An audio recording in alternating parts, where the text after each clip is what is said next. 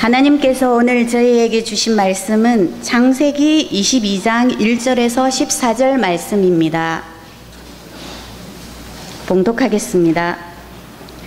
그 일 후에 하나님이 아브라함을 시험하시려고 그를 부르시되 아브라함아 하시니 그가 이르되 내가 여기 있나이다. 여호와께서 이르시되 내 아들 내 사랑하는 독자 이삭을 데리고 모리아 땅으로 가서 내가 내게 일러준 한 산 거기서 그를 번제로 드리라. 아브라함이 아침에 일찍이 일어나 나귀의 안장을 지우고 두 종과 그의 아들 이삭을 데리고 번제에 쓸 나무를 쪼개어 가지고 떠나 하나님이 자기에게 일러 주신 곳으로 가려니 제3일에 아브라함이 눈을 들어 그곳을 멀리 바라본지라. 이에 아브라함이 종들에게 이르되 너희는 나귀와 함께 여기서 기다리라. 내가 아이와 함께 저기 가서 예배하고 우리가 너희에게로 돌아오리라 하고 아브라함이 이에 번제 나무를 가져다가 그의 아들 이삭에게 지우고 자기는 불과 칼을 손에 들고 두 사람이 동행하더니 이삭이 그 아버지 아브라함에게 말하여 이르되 내 아버지여 하니 그가 이르되 내 아들아 내가 여기 있노라. 이삭이 이르되 불과 나무는 있거니와 번제할 어린 양은 어디 있나이까? 아브라함이 이르되 내 아들아 번제할 어린 양은 하나님이 자기를 위하여 친히 준비하시리라 하고 두 사람이 함께 나아가서 하나님이 그에게 일러주신 곳에 이른지라. 이에 아브라함이 그곳에 제단을 쌓고 나무를 버려놓고 그의 아들 이삭을 결박하여 제단 나무 위에 놓고 손을 내밀어 칼을 잡고 그 아들을 잡으려 하니 여호와의 사자가 하늘에서부터 그를 불러 이르시되 아브라함아 아브라함아 하시는지라. 아브라함이 이르되 내가 여기 있나이다 하매 사자가 이르시되 그 아이에게서 내 손을 대지 말라. 그에게 아무 일도 하지 말라. 내가 내 아들 내 독자까지도 내게 아끼지 아니하였으니 내가 이제야 내가 하나님을 경외하는 줄로 아노라.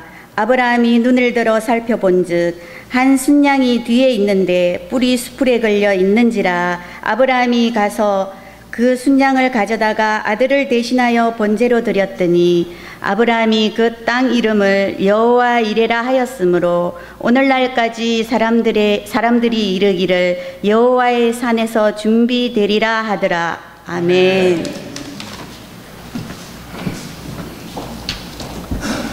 어떤 목사님께서 저에게 물었습니다. 목사님이 지금까지 목회하면서 제일 감동적인 설교를 언제 하셨습니까? 그래서 제가 지체하지 않고 대답했습니다. 아직 하지 않았습니다. 오늘도 최선을 다해서 설교할 것이지만 제 감동적인 설교는 다음 주에 있을 것입니다. 그랬더니 그 목사님이 이어서 그 말씀을 하더라고요. 제가 목사님을 오랫동안 지켜봤는데 목사님의 특징 중에 하나는 끊임없이 노력하고 끊임없이 배우고 끊임없이 연구하고 그런 모습입니다. 저희들에게 큰 도전이 됩니다. 이런 칭찬과 격려를 아낌없이 해주더라고요. 제가 그 칭찬과 격려를 듣고 기도하면서 하나님, 내 사명이 끝나는 날까지 오늘보다 내일 더 깊이 주님을 이해하고 오늘보다 내일 더 주님을 더 깊이 경험하고 오늘보다 내일 더 깊이 주님의 말씀을 나누며 끊임없이 성장할 수 있도록 성령님께서 은혜를 주시기를 원합니다. 이렇게 기도했습니다. 저는 여기서 멈추지 않고 다음 주일은 더 좋아졌으면 좋겠어요. 더 성장하고 더 성숙하고 더 기대하기를 소망합니다. 우리의 신앙은 깊이가 깊어질수록 무르익은 열매가 나타나야 됩니다. 최선을 다해서 오늘을 살아야 하지만 내일은 오늘보다 더 멋지고 더 풍성한 열매를 맺을 것을 소망하면서 우리는 앞으로 달려가야 됩니다. 만일에 자신을 괜찮은 사람으로 착각하고 이 정도면 나는 괜찮은 거야 하고 배우기를 멈춘다면 그 사람은 매우 교만한 사람입니다. 여러분들의 신앙 열매가 어느 정도일까 한번 생각해 보십시오. 나는 어느 정도 맺힌 것 같아요. 권사님은 지금 어느 정도 무르익은 것 같습니까? 하나님께서는 하늘의 생명을 우리 가운데 주셨습니다. 어느 분은 그 하늘의 생명을 가슴에 품고 이제 꽃을 막 피워내시는 분도 있어요. 어느 분은 이제 꽃이 지고 그것이 열매로 맺어가는 분도 있어요. 어느 분은 신앙의 성숙이 깊어져서 주렁주렁 열매가 맺힌 분도 있어요. 어느 분은 씨앗이 굵어져서 그 씨앗으로 이제 다음 세대를 키우려고 준비하는 사람도 있어요.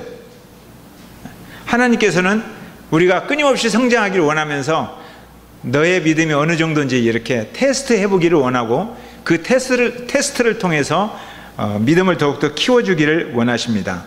1절 한번 읽어볼까요? 자, 1절 시작.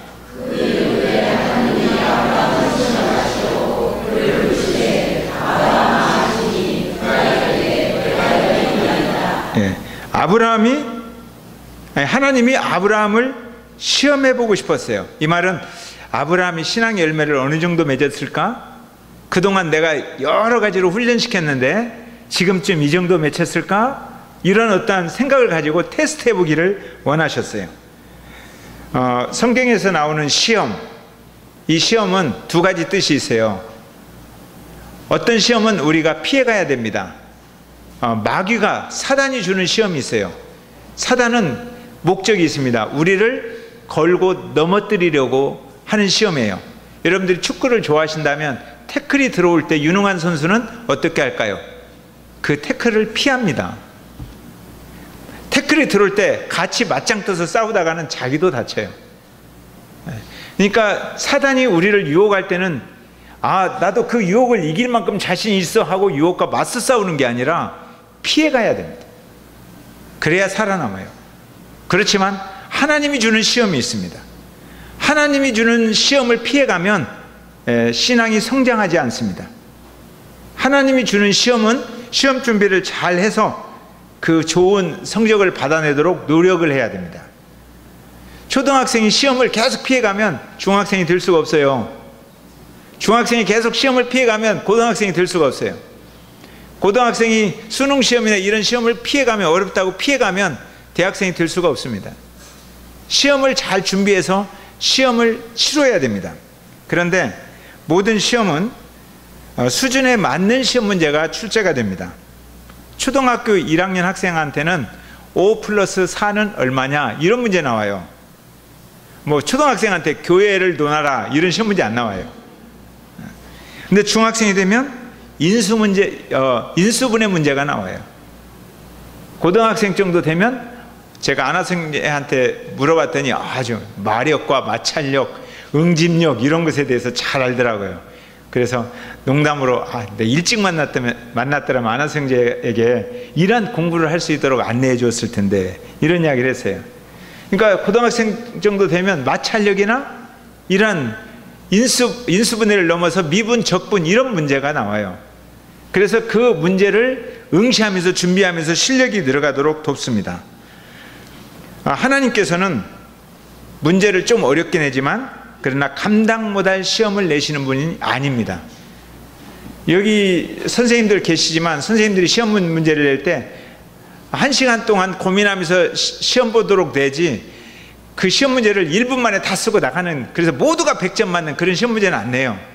그러니까 조금 어려운, 그래서 고민하면서 생각하면서 배운 것들을 다시 정비해보고 종합하고 실력을 향상시키기 위해서 시험을 내는 것입니다.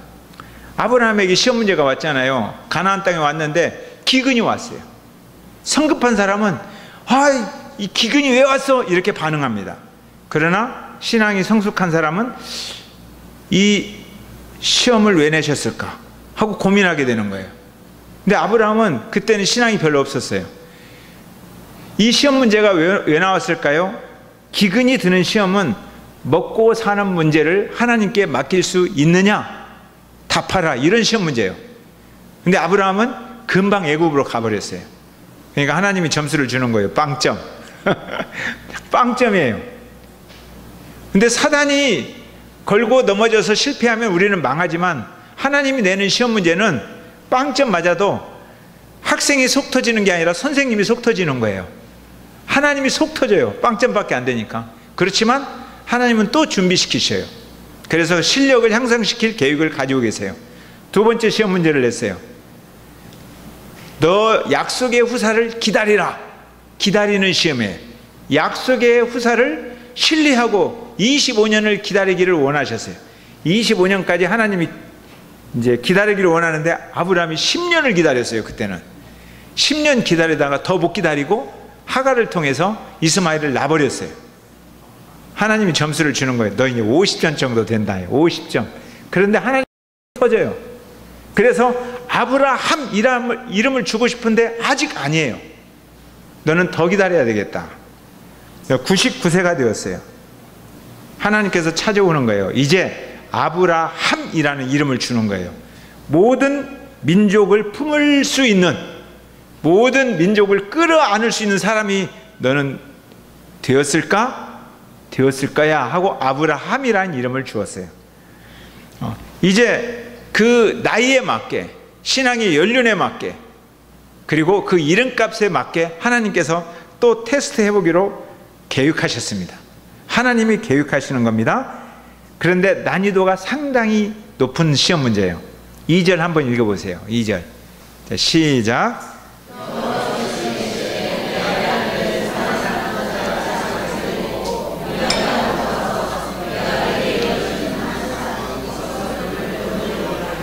예, 좀 중언부언하는 것 같죠, 여러분들이?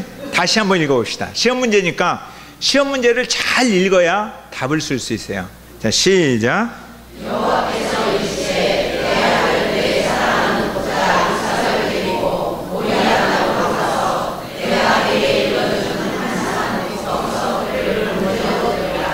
초신자에게 이런 시험 문제가 나오면 무슨 아들을 바치라고 그래? 그리고 당장에 포기해버립니다. 어려운 문제니까요. 초신자가 풀 문제는 아니에요. 이 문제는 아브라함의 수준에 맞는 그런 문제예요. 그런데 난이도가 상당히 높습니다. 아브라함의 신앙의 수준에 있는 사람에게 여러분들은 어려울지 모르지만 쉬운 문제는 야, 수양 1000마리, 소 1000마리 번제로 드려라. 그러면 이건 쉬운 문제예요. 기뻐하면서 그냥 드릴 수 있어요. 아브라함 정도 되면. 지난주에 우리 교회에 2천만 원을 헌금하신 분이 계세요. 놀랬죠? 근데 우리 교회 보수공사 하는데 2천만 원이 필요하다는 생각을 하신 분이 있어요. 하나님께서 그 시험 문제를 자기에게 냈다고 생각을 했어요. 그래서 엄마에게, 엄마, 하나님이 그 시험 문제 나한테 냈는데 내가 그 시험 문제를 풀어야겠어 하고 2천만 원을 가져온 거예요. 자기 저금 통장에서. 엄마한테 지금부터 2천만 원을 드리는 거야? 1000원짜리를 2장을 딱 꺼내서 1000, 2000 하고 만원짜리를 꺼내는 거예요. 만원. 하고 2천만 원을 헌금을 했어요. 우리들은 웃죠. 근데 저는 그 이야기를 들으면서 하나님께서 그 아이를 통해서 이제 1학년이에요. 초등학교 1학년. 그 아이를 통해서 2천만 원의 헌금을 받으셨구나 이런 생각을 했어요. 엄청난 감동을 받았어요.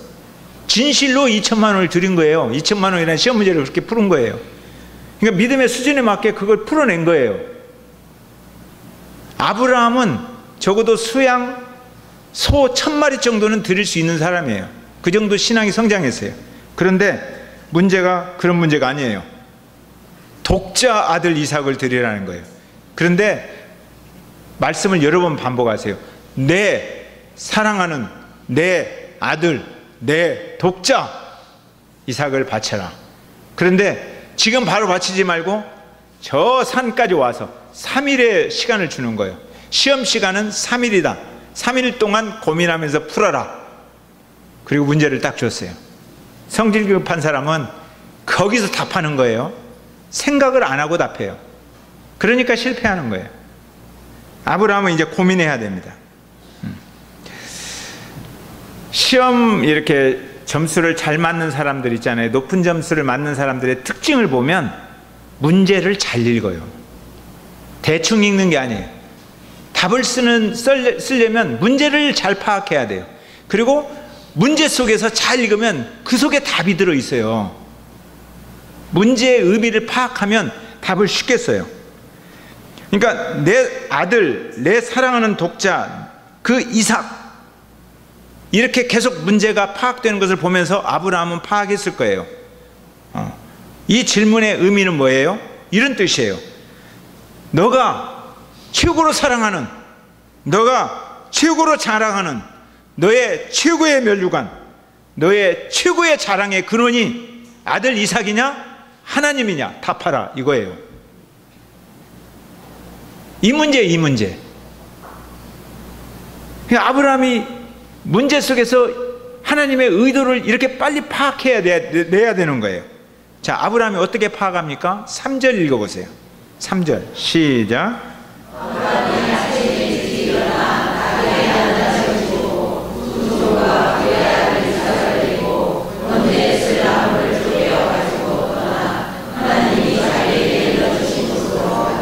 저는 이 말씀을 읽으면서 전율이 일어났어요.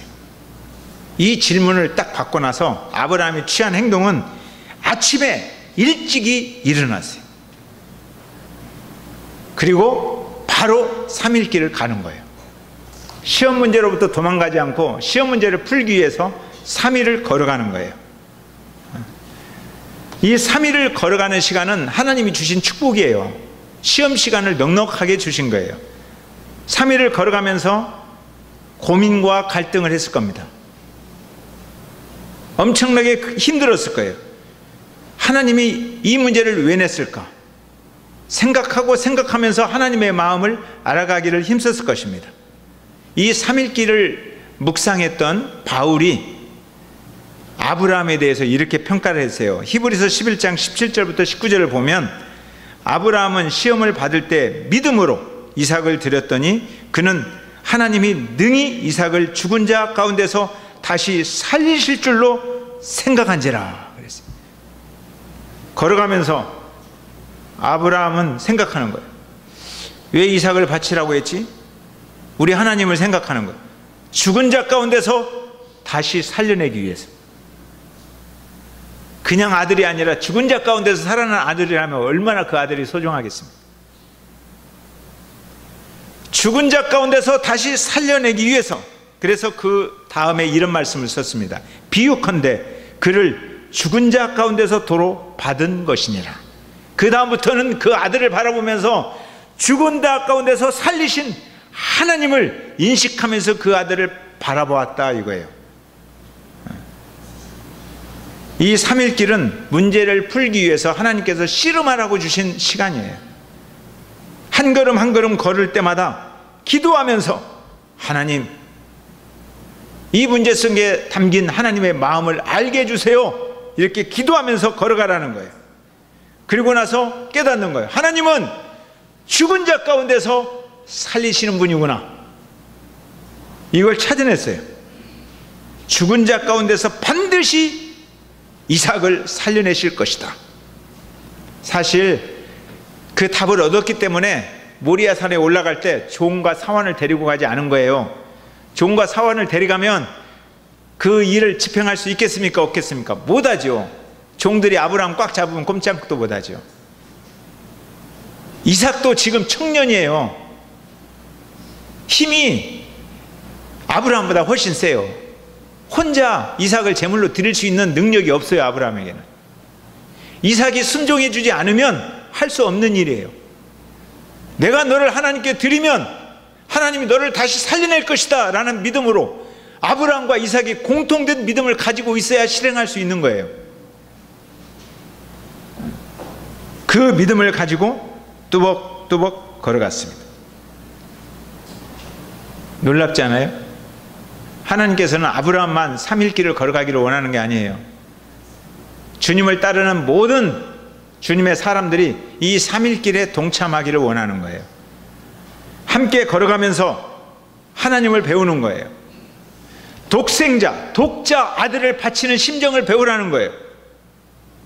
하나님께서 인류를 구원하기 위해서, 바로 너를 구원하기 위해서 하나님의 독생자 이 아들을 바치는 하나님의 마음을 3일 동안 걸어가면서 배우라는 거예요. 우리는 3일 동안 걸어가지만 하나님은 이 아들 독생자 예수 그리스도를 준비하시고 33년을 걸어가신 거예요. 십자가에 못 박혀 돌아가시는 마지막 제물이 되는 어린 양 예수 그리스도, 그분의 행위가 얼마나 큰 사랑이고 위대했는가를 배우라는 거예요. 3일길을 걸어가면서 아브라함은 이걸 배우는 거예요. 3일 동안. 이 내용을 가지고 제가 다음 주에 한 번 더 설교할 겁니다. 그때 이제 아브라함의 그 하나님을 경외하는 마음을 설명하려고 해요.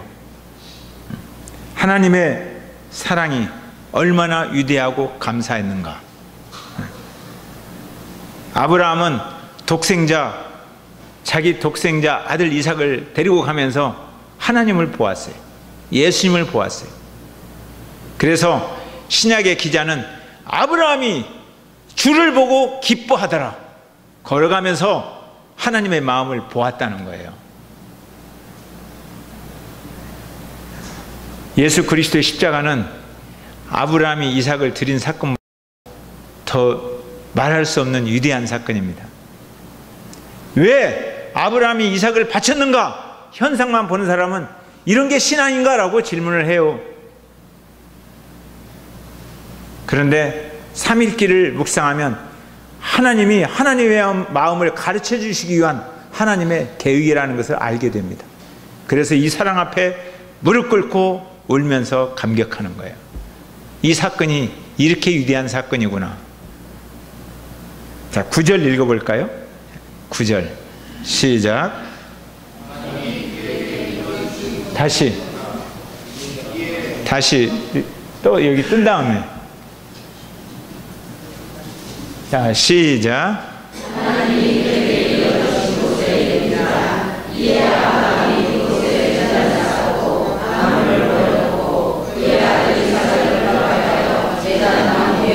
예, 10절도 읽어보겠습니다. 이게 이제 답안지 완성이에요. 하나님의 마음을 정확히 알았어요. 그래서 이삭, 너 누워라. 하나님이 죽은 자 가운데서 너를 살려낼 것이다. 이삭이 아멘 하고 눕는 거예요. 그리고 칼을 들어요. 죽은 자 가운데서 살리시는 하나님의 이름을 부르면서 칼을 내리치르는 거예요.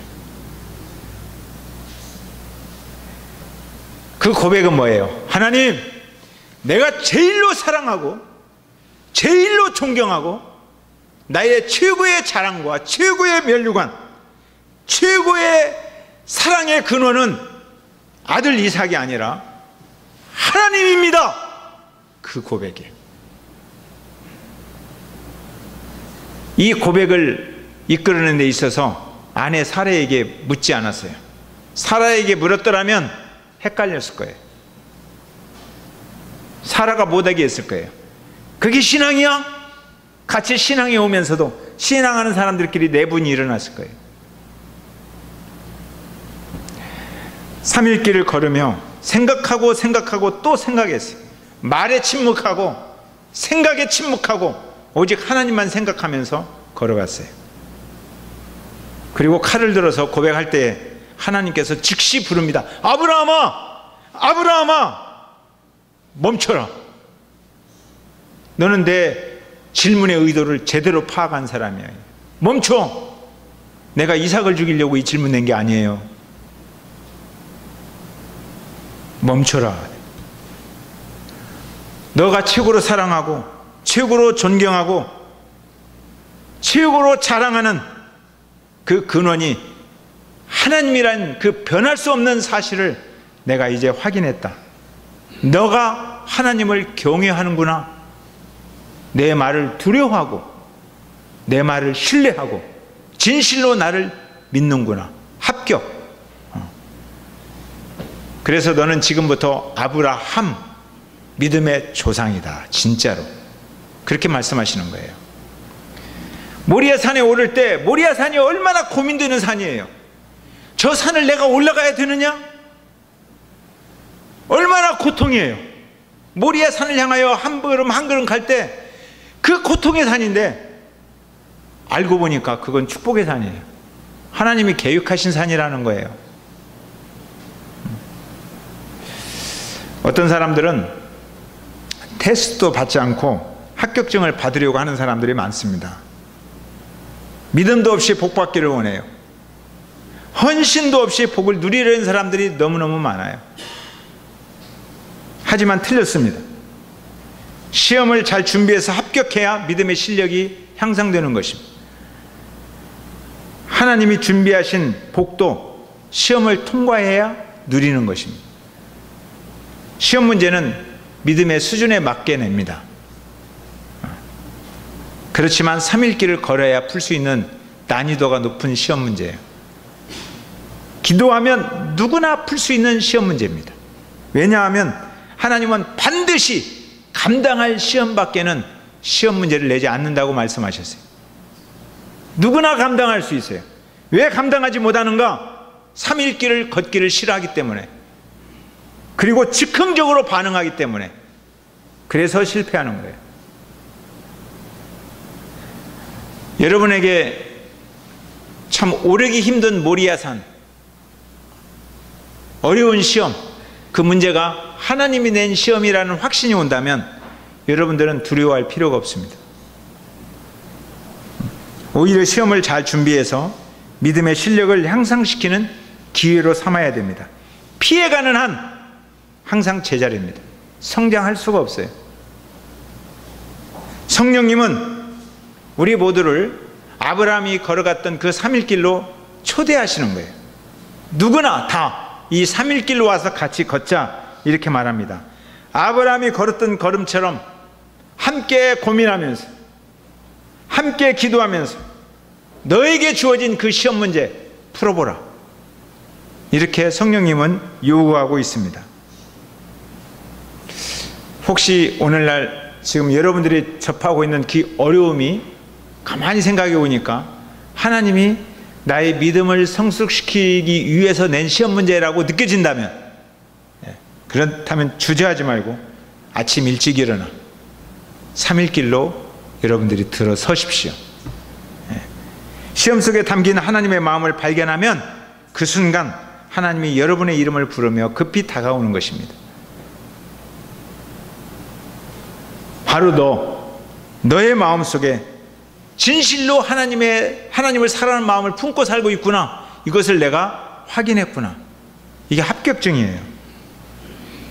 그 음성이 들린다면 여러분들이 그토록 고민했던, 그토록 갈등했던 장소가 하나님이 준비하시고 축복하시는 산이구나, 이것을 깨닫게 될 것입니다.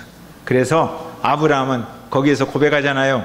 여호와 이래, 하나님이 준비하시고 하나님이 경영하시고 앞으로 나는 그 어떤 것이 와도 하나님이 준비하시는 인생을 살아갈 것이다. 그보다 더 큰 시험이 와도 아브라함은 이제 견뎌낼 믿음이 생겨난 거예요. 너는 믿음의 조상이다. 아세요? 하나님은 우리들의 인생을 최상으로 준비하십니다. 적당한 인생을 준비하시는 게 아니에요. 우리는 우리의 자녀를 적당하게 준비할지 모릅니다. 그러나 하나님은 우리 인생을 가장 아름다운 최상의 삶을 살라고 계획하시고 이끌어 가시고 준비하시고 지지해 주시는 분입니다. 이런 하나님을 믿습니까? 최상의 삶을 삽시다. 아멘. 주님과 함께 한 걸음 한 걸음 노래 부르면서 우리 행복한 꿈을 꿔갑시다.